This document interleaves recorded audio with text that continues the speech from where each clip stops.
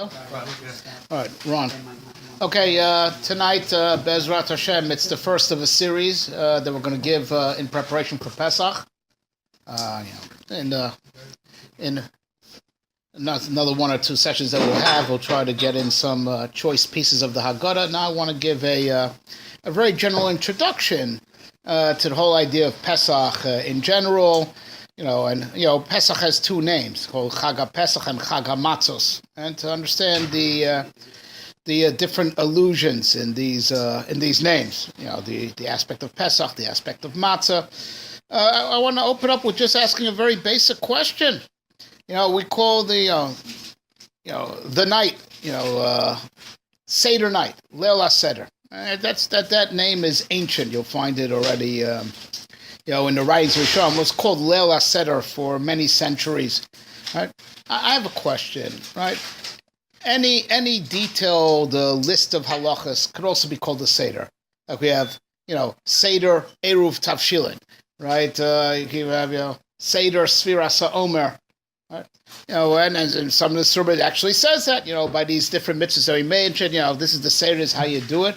So what is special about Leil HaSeder that gets called Leil HaSeder per se, where any set of laws that need to be executed could easily be called a Seder because you have to do it in that order. So why is Leil HaSeder called Seder?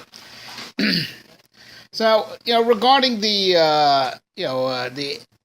Chag HaPesach. So why is it called Chag HaPesach? Pesach hu LaHashem. Why? So, so Rashi explains, Pesach hu LaHashem, right? Al Shem Shepasach, like we also say in Haggadah, Pesach Shepasach HaKosh Hu Abate Avoseinu B'Mitzrayim, right? He jumped over us, Rashi learns. Now, Onkelos doesn't say it. Onkelos says something which makes a lot more sense. Onkelos says, Upasachti Aleichem V'chayis, I'll have mercy on you. Rashi is the one that says, jump, passed over. Right, that's Rashi's approach, and he weaves it through, constantly. And now, what interests me before we even ask a very fundamental question about this, what interests me very seriously on the pasuk Pesach hu LaHashem, right? So he says that the korban is called a Pesach because HaKadosh Baruch Hu jumped over us. Va'afatem, so Rashi adds, you also b'nei. So Asu avodosav l'shem shamayim, do Hashem's mitzvahs l'shem shamayim, derech diluk v'kfitza, with skipping and jumping. What does that mean? How, why is Rashi adding this? The pasuk calls Pesach hu LaHashem, so Rashi says, it's called Al Shem, that Kosh who jumped ours. You also now do your avodah l'shem shamayim, derech diluk v'kfitza. What are we talking about? But the fundamental question is this idea of Passover. If I give you a hit list, anyone here work in that? Because I need one. No, I know. Right. Oh, not here. Wrong crowd. Listen, right? I give you a hit list, right? So Joe Blow and these people, these are the guys on the hit list, right? What? No. Joe knows the guy for me. I just feel it, right? Anyway, I want him taken care of. We'll take care of him. There you go. That's what I want to hear. All right. Stop. All right. You have a branch in Israel. Anyway, right. There you go. I like it. So you have a bunch of guys on the hit list, all right? And let's say, these guys, they don't live, all the guys on my hit list, they don't live right next to each other, right? So, like, they're interspersed, one guy lives on 71st Street, another guy lives on 70th Street, another guy lives, Jewel Avenue. Is it called, as you go from house to house, because, I paid you, right? As you're going from house to house to execute the people I asked you to execute, is it called that you passed over the people in the middle? Is it called that you passed over the people? They're not on the hit list. So what if you had to go around their house to get to the other guy? All right. Well, what's this Passover business? Who jumped over us? You're not on the hit list. All right. So I just have to go around your house to get to the next guy. What is it, like pass over? Also, even logistically, Passover. Why do you have to pass over? You go around, go to the right, go to the left. Like, just what the terms mean. All right. Another question. Why do we eat matzah on Pesach? Right.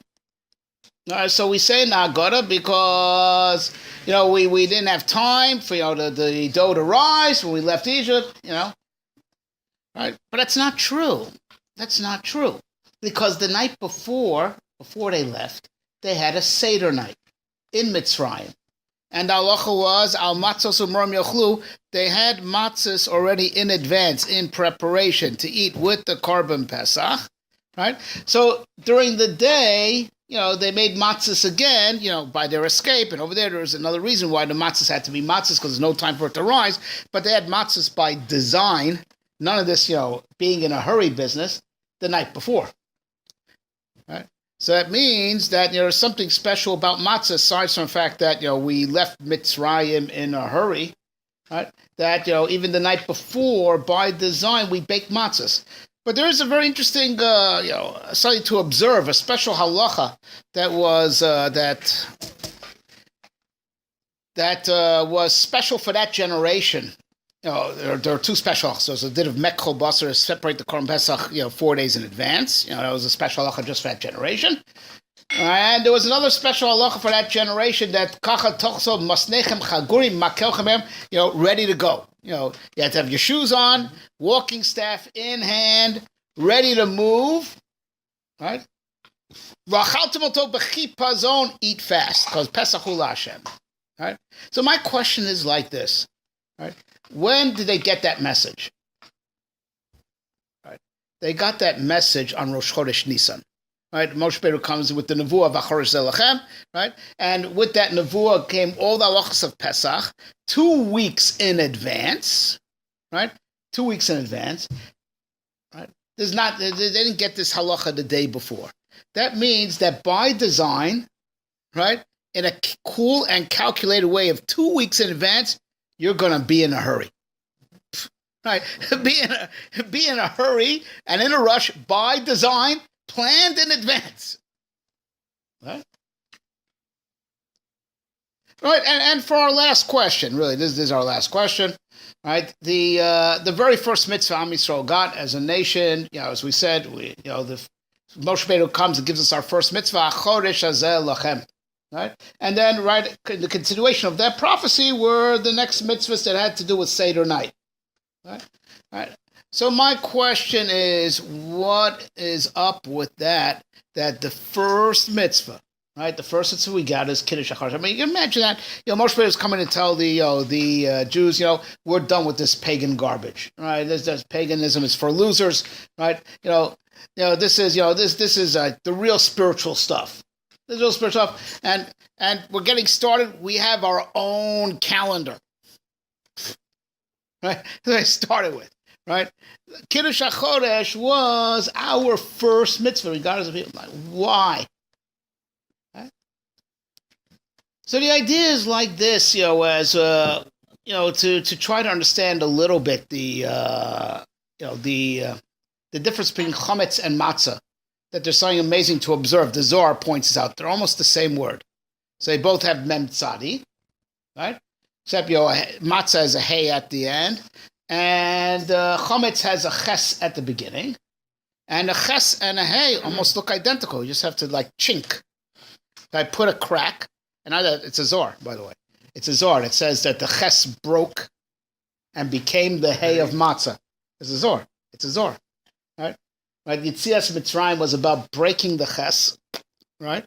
So with that crack, it looks like a hay, and that's it. And and that's how chometz becomes matzah. And we're gonna explain that in a second, right?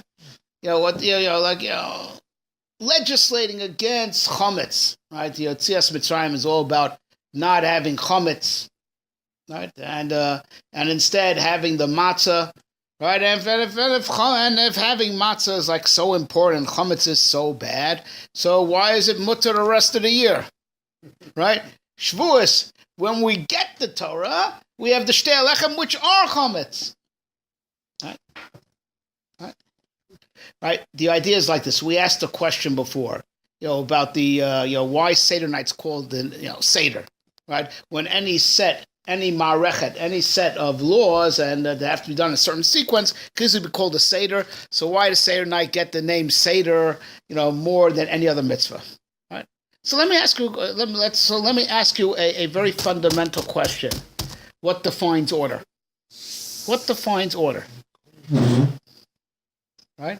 What do you like? So I'm going to ask a question about Seder itself. What defines order? Let's call it science in an orderly pattern. So, all right, fine. I'll say. All right, you would think.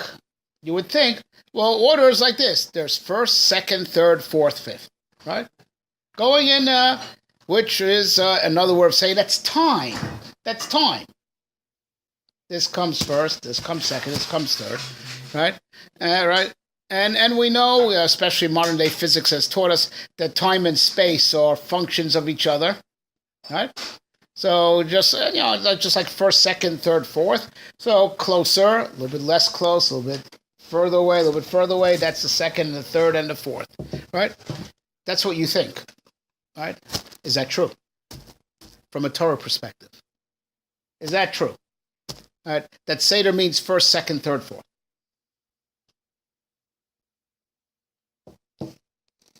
Come on. Ein mukdam u'mu'uchar b'Torah. Right? Rashi works with it all the time, in Chumash. The Torah is not in chronological order. Right? Torah is not, built on a Seder of chronology. So what's the order? Right? So it's in a conceptual order, not in a chronological order. In mukdam u'mu'uchar b'Torah. Contrary to what what the regular human mind thinks, that order means first, second, third, fourth, fifth.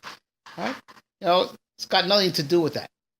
Now, very interesting. Bereshis, right? The beginning, right? So what does Rashi say on that? Right? There's right. So Rashi has two comments on Bereshis, right? The beginning. So let's jump to the second one first, right? And that is Bereshis b'shvil Yisrael shnikru reishis, b'shvil HaTorah shnikreis reishis. Before, right? And the Jewish people were the last nation to emerge, right? Because first, by the Tower of Babel, was when God divided up humanity into 70 nations. Right, the 70 original Shivim Umais, that all other nations are just subcategories of them, and the Jewish people arose 400 years later. I mean, Avraham Avinu was selected at the time, right? But 400 years later, Am Yisrael comes out of Mitzrayim. Am Yisrael's the last of the nations to arise, right? Last of the original root nations. Am Yisrael was the last one. And the Bereshis, B'shul Yisrael Shnikru Reishis, that are called the first. The Torah was given 26 generations, right, after the world was created. Right? In the 26th generation, HaKadosh Baruch Hu gave the Torah. Right? Torah is called the first. Right? So for the first. So you see, it's got nothing to do with chronology, what it means to be the first. Right? Right, but let's go back to the earlier Rashi, which directly connects to our sugya. Right, because Rashi points out the very first mitzvah that we got was HaChodesh Hazeh Lachem, so we should have started the Torah from there. Right? Why did the Torah start from Bereshis? Well, if the Goyim say you stole the land of Israel, say, listen, the world belongs to God. Yeah, you had it first, but then he took it away and gave it to us. I mean, that's their whole taina. We were here first, whether it's the Arabs that were there before the Jews came back, 100 years ago, or and especially the Palestinian claim is that they claim that they're descendants of the seven nations, the Kanani, the Perizi, Chivi, and Yevusi, right? We were here first. Being here, the whole message of Bereshis, right, is being here first doesn't mean nothing, right? Will of God is what determines. So yeah, you were here first, but God took it away from you, gave it to us. being, chronologically the first doesn't mean anything. That's the basic message of Torah. The Torah is in a different type of seder altogether. The opposite of the way the human mind makes order out of things. That the human mind, right, as already was pointed out by Kant, right, that human mind makes order out of things by positioning everything as terms of time and space. That's how we make order out of all the information that bombards us. We make order out of it, by arranging the fee, time and space, right? And what's another word for time and space? Chometz. Chometz, right? How so? How does something become chometz? Very simple. Just give it time. And the more, it's all just give it time, right? And the more time you give it, the more space it takes up. It rises. Time space is chometz. Time space is chometz, right? Right? And that's a secular perspective on what life is, right? That the concept of first is who got here first, who got to the top first, right? The guy who gets to the top first. So either I was here first, or I have the top position, time and space, right? And that's what determines power, right? In a secular mindset, the Torah comes and says it's got the real seder of reality. It's got nothing to do with time and space. Right? The real seder of reality has to do with the Lord's list of priorities. Right? That's the real seder. Right? So now to get one step deeper, right? To get one step deeper, right? And then we could start pulling the pieces together. Right? Originally, before Adam ate from the Eitz Hadas, that, by the way, there's a shita, the Eitz Hadas was chita, right? It was actually wheat, right? It was grain, right? Right, there you go, cupcakes, right? Chometz, right? Right? Before Adam ate from the Eitz Hadas, right? So the Rambam says in the Mor Nevuchim that he had a different type of mind than the mind that we know today. Right? That he really lost intelligence by eating from the Eitz Hadas Tovara. Right? The Rambam says that the intelligence of Adam Rishon before he ate from the Eitz Hadas was that he could tell truth from falsehood, not good versus evil. And the Rambam explains good versus evil is relative. What's good for you may not be good for me, and that's how the mind works in a hopelessly relative. When you just measure in terms of time and space, as opposed to truth versus falsehood, when you just how you make orders, just what's first, well, who's on first, what's on second. I don't know who's on third. Remember that. Right? When you arrange reality that way, right, that means you don't zoom in on the truth. So the only thing you can weigh is upside versus downside. But upside versus downside is not an objective scale. That's das tov v'ra, upside versus downside.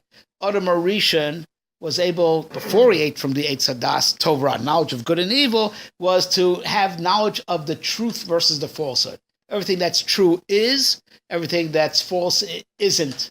Right?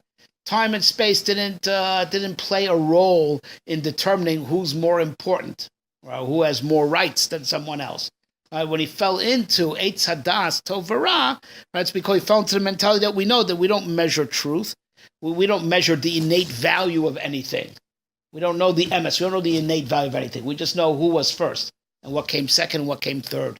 Right? And in that framework, in that way of thinking, you don't really know what the truth is. You can only try to say, this is more pleasurable, this is less well, this is more advantageous, this is less advantageous. Right? Right? Yitzias Mitzrayim. Right?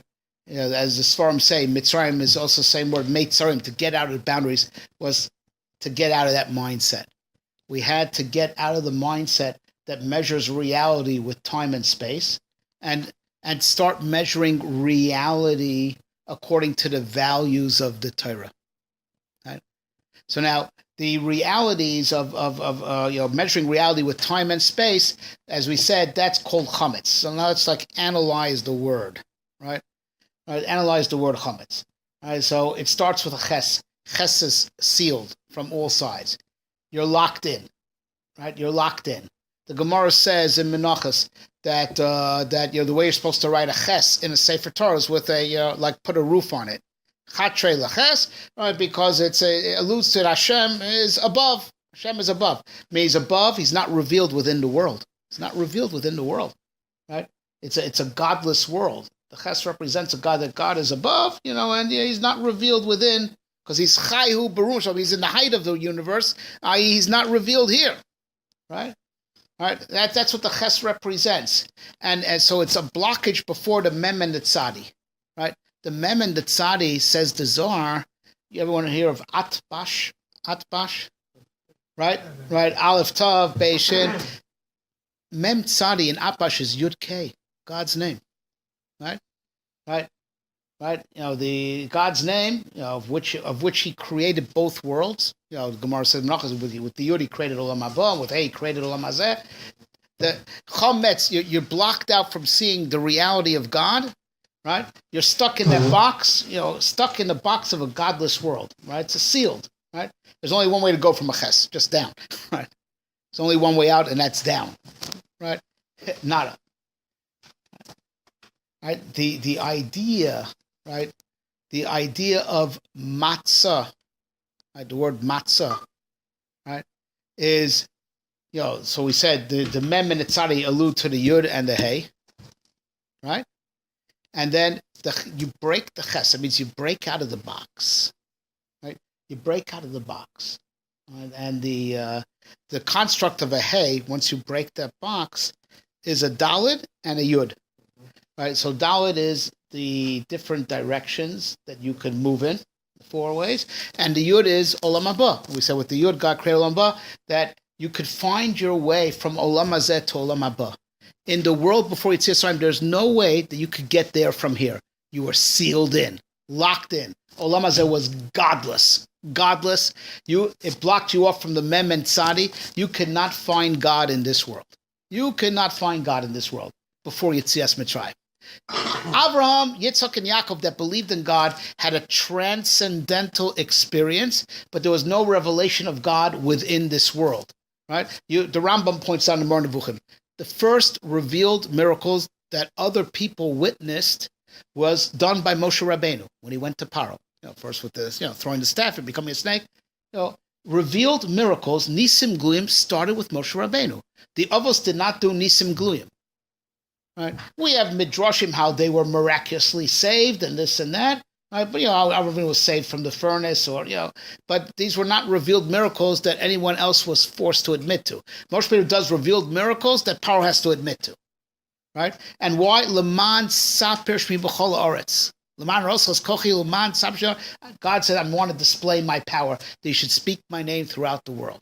Right, Yetzias Mitzrayim is to break the box of Chometz, break us out of the mentality that just sees everything as time and space, which you could view as being infinite, right? And this box of time and space could just go on forever and ever, and people could easily deny that there's no beyond to get to, right?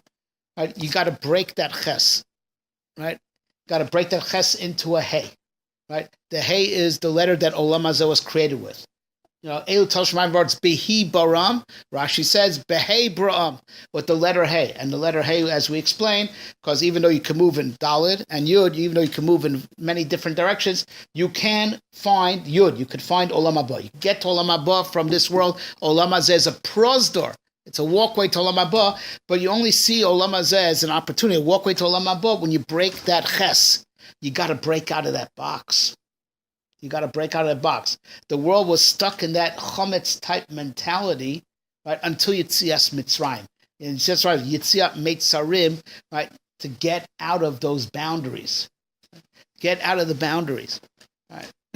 So now, when we get out of these boundaries, now we're living in different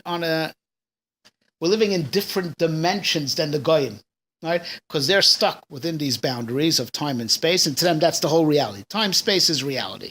Right? That's what they say in physics. Time, space. And we say, no.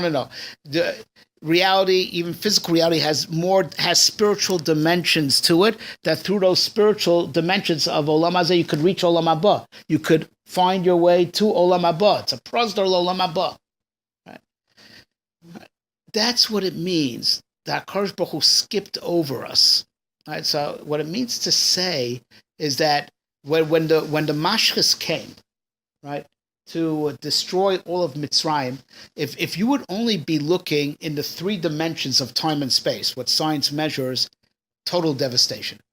In the three dimensions, including the fourth dimension of time, the four dimensions of Olam Hazeh, of physical Olam Hazeh, time and space, total devastation. If you could look at it, right? So why didn't the Jews die? Total devastation in all four dimensions. Because they live in different dimensions. That's what it means I skipped over you. It's as if Am Yisrael sunk into another dimension at the time, and that's why it's called passed over. Because who jumped over us, right? Then we go, because in the four dimensions of time and space, total devastation. Any scientist would say total death. And the Jews didn't die. They're in a different dimension. They're right. That's what it means. It jumped over us, because in the four dimensions it was total devastation. We sunk into a different dimension, right? The spiritual side of Olam Hazeh, the spiritual side, right? And that's what it means. HaKadosh Baruch Hu passed over us, right? Because even though total death and devastation, all four dimensions, Am Yisrael spared to show that Am Yisrael is in a different dimension. So it's as if it passed right over our heads. Because when you live by the order of the Torah, you're living by a different order. Right? Not an order of time and space, a higher order. The order of mitzvahs. Right? So now we'll just jump ahead. Pesach is 1 week long, right? You have another 6 weeks of the Omer. Right? So that's a Vav. Right? 6. Right?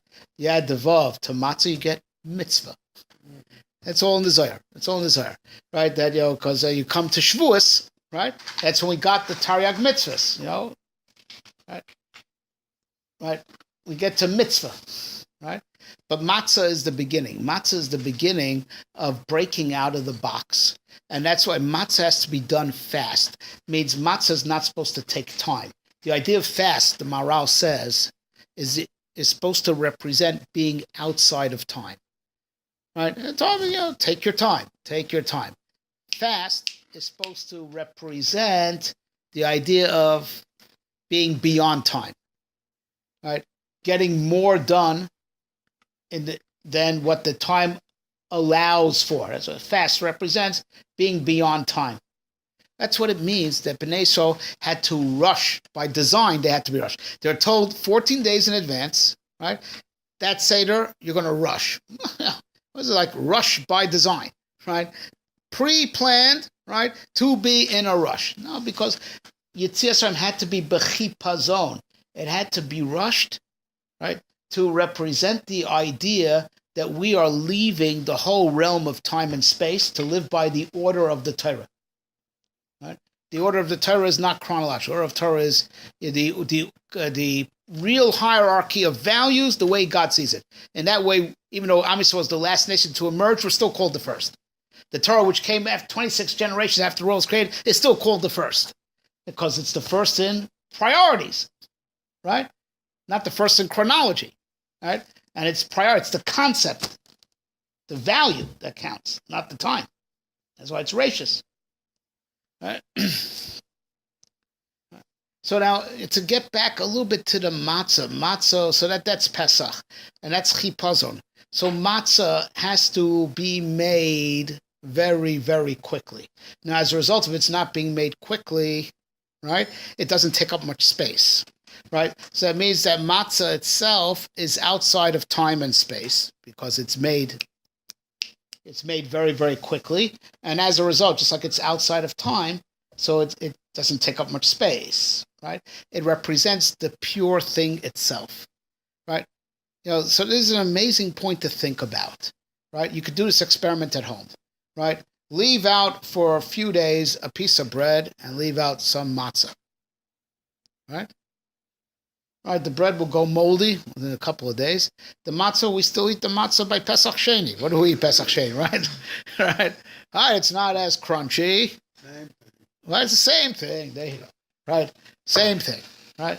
It's an amazing thing to think about. Matzah, seemingly, it lasts. So now we know, al pi Kabbalah, right, that everything in the physical reality has spiritual underpinnings. So all that, that bacteria and all those germs and all that mold, its spiritual underpinnings are, the mazikim, those really, those nasty things, the mazikim, that things that cause nezek, right? Those things are niver of Shabbos ben hashmashas, right? It infests the bread, it doesn't infest the matzah, right? Because the place for the mazikim is the mentality, right, of time and space. That fake reality is that's their turf. The matzah is just the pure thing itself, right? They don't have where to grab on. Where do they grab on? They grab on in the world of illusion. The puffiness of chometz is just hot air. It's just hot air. And because it's just hot air, that's why it rots so fast, right? And the Rambam says this in the Pirush HaMishnayos, on the Mishnah, one moment of tshuva and good deeds in this world is better than the whole Olam Haba. So the Rambam says, I've seen people, this Pirush HaMishnayos right there, I've seen people that say, you guys who learn Torah all day, you're missing out on life. You're missing out on life. There's like so much out there in the outside world and you don't even know from it. You're missing out on life. Right? So that's what people claim, that those who are perpetually, only Isaac in acquiring wisdom and good deeds are missing out on life. And the Rambam says the exact opposite is true. Right? The ones who are always acquiring wisdom and doing good deeds, they're the ones who are making the most of life. And the guys who are chasing their taivas, they're the ones who are missing out on life. So, and that's what the Tana is going to say. Those who are osik in Torah and mitzvahs, they're making the most out of life, right? But seemingly those people, they're talking about the big world, Well, that big world is the bigness of chometz. It's hot air and it rots quickly. Yeah, it's big. But it's the bigness, it's the puffiness of that hot air that is nota, really leans towards decay, whereas matzah is the pure substance, the pure God-created substance, right? And that's when we break the ches, it becomes matzah, right? We're getting to the crux of reality without any frills, without what our fake mentality imposes upon it. And then just one more point on this. The shita of the Rambam, halach l'maaseh, is what's the ikar bir chometz? It's a machlokas rishonim. Is the ikar bir chometz burning it or bittul balev? The bittul chometz. The Rambam paskins, right? Halach l'maaseh, the ikar hashbasa is balev, in the heart. The bittul chometz is the ikar. The burning of the chometz, that's just like, that's just a ritual. The Rambam paskins, the ikar, ridding yourself of chometz, is to annul it in the heart. And that fits very nicely what we're saying. The ikar of chometz is a mentality. It's a mentality. It's a worldview. And the ikar hashbasa is balev, to think differently about it. To know that's nothing. That which people make a big deal, that's just hot air. The ikar hashbasa is balev. That's the ikar bir chometz. The burning is just a minhag. Right? The ikar, what gets you out of the bal yorah, bal yamatza, is the bittul balev. Right? It's to get out of that mentality, and when we break out of that box, so the chometz becomes matzah. We get in touch with the pure essence of reality, the way it is, without what our mind superimposes upon it, right? And that pure essence of reality, it's mamish God's world. God's world is pure and doesn't rot, and viewing the world that way has the destiny of going from matzah to mitzvah. Right? But you have to first change your view of life, your view of reality. Right? So that's what it means. Rashi says, just like God jumped over you, which shows that you're in a different dimension, you have to do your mitzvahs l'shem shamayim derech kfitza v'diluk, jumping and skipping. Well, listen. So we asked, like I said, it's like, what's the tachlis of mitzvahs? Mitzvahs being an extension of matzah. It starts with matzah and then it reaches mitzvah. Right? Right. The idea of mitzvahs is not a code of conduct, right? Like the Irishman on St. Patrick's Day, he does this, and I on Purim I do that, and it's not culture. It's not a way to spend how to play out your years on earth. Mitzvahs are about making it from here to there, right? Right? So that's why you have to first do it l'shem shamayim. It's not a way to live on earth. It's a way to make it. You have to make it not kosher. But derech kvitza v'diluk. The point of mitzvahs is not a way to live life linearly. Mitzvahs is how to climb from dimension to dimension till you are really, but before you died, really are worthy to go to Olam Haba. So it's going to be derech kvitza v'diluk, right? Mitzvah is about skipping, running and skipping to another dimension, right? And of course, mitzvahs only have that value if you do them l'shem shamayim. Not if you do them because it's a lifestyle, right? That's what Rashi means, right? So now you can also understand ushmartem es hamatzos, right? Guard the matzah, shouldn't become chometz. Rashi, right in the Chumash, brings the famous chazal, al tikrei matzos ela mitzvos, mitzvah bo liyodcha al tachmitzah. Matzos sets the tone for all mitzvahs. Ushmartem es hamatzos, ushmartem mitzvahs, that mitzvah bo liyodcha al tachmitzah, because it's the same idea. Mitzvahs are about taking you to another dimension, getting you out of the box of time and space, getting you out of this box that Hawkins calls endless, right? Right?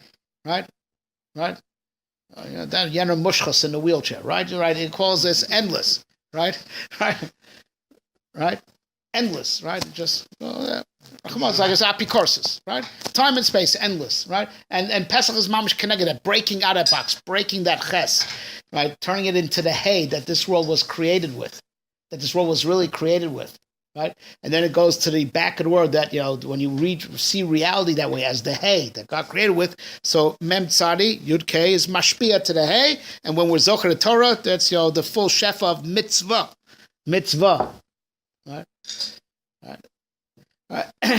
So mitzvahs are all about that, getting out of the box, and that's why you have to do mitzvahs bizrizus like the matzahs, getting out of the box of time and space. So with this, we could go back to our original question, right?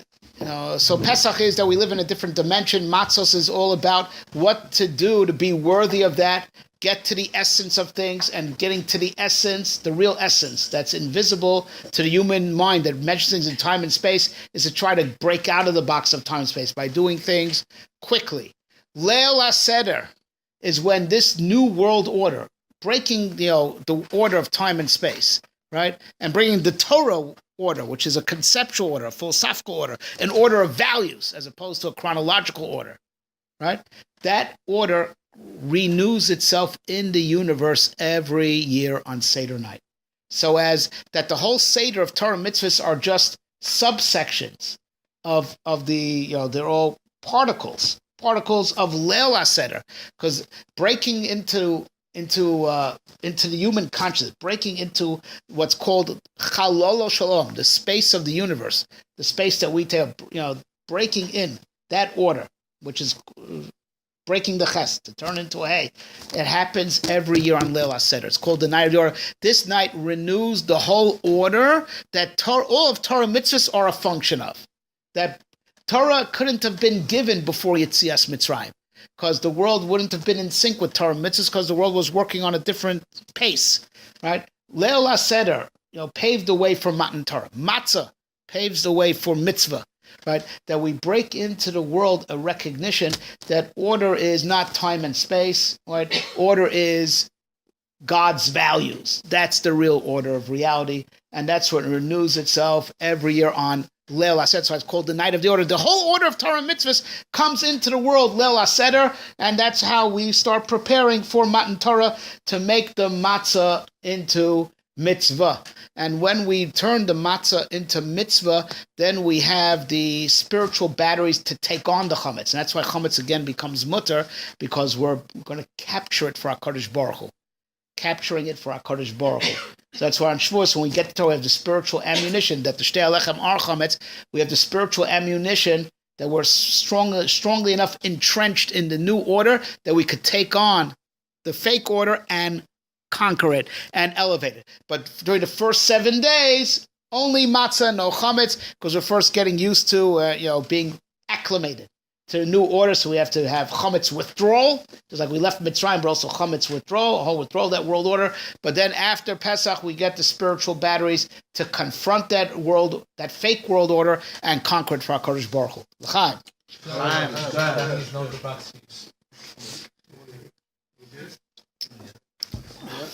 Good.